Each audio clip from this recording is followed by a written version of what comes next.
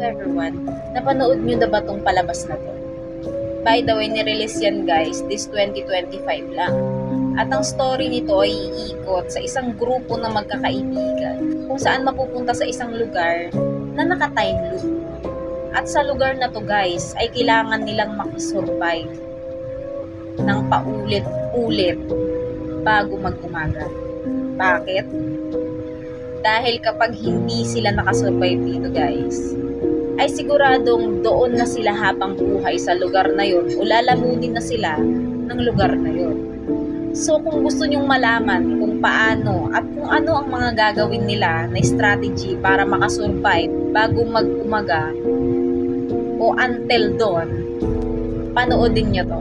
So for more thrilling horror movies guys, please follow, share, and paki-comment ang pinaka the best na horror movies na napanood nyo.